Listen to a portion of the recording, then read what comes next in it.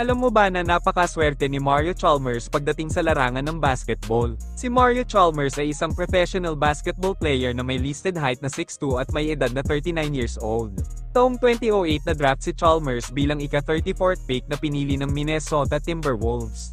Sa Miami Heat siya mas nakilala ng lubusan ng maging kakampi niya ang Big Three na sila LeBron James, Dwayne Wade at Chris Bosh. Balik tayo sa ating topic, bakit ba naging maswerte si Mario Chalmers sa kanyang basketball career? Ang kampyonato ang pinaka-goal o hinahangad ng mga basketball player, kaya sa ating kwento si Mario Chalmers ay nanalo ng kampyonato sa lahat ng liga na kanyang nalaruan. Unahin na natin ang kanyang high school basketball career. Dinala ni Chalmers ang kanyang team na Bartlett High School sa state championship at nakakuha sila ng 2 kampyonato sa magkasunod na taon 2002 at 2003. At sa kanyang college career nakapasok ang Kansas University basketball team against sa Memphis na pinangungunahan ni Derrick Rose. Sa natitirang ilang segundo sa laro nakapag 3 points si Chalmers na naging dahilan para maitabla sa regulations, at pagdating sa overtime nanaig na ang Kansas, doon na iuwi ni Chalmers ang kanyang kampyonato sa college career.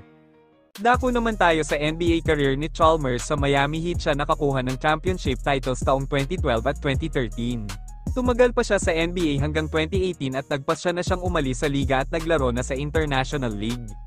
At sa katatapos lang na Big Three Championships kasama muli si Mario Chalmers sa nakakuha ng kampyonato. Sadyang napakaswerte ng mamang ito na may mga championships titles siya sa 4 na tournament or liga na kanyang nalaruan. At kung may komento kayo, ilagay lang sa ibaba at ating pag-uusapan yan. Huwag sanang kalimutang mag-like, follow at share ng mga videos ko. Maraming salamat mga boss, ingat palagi at God bless.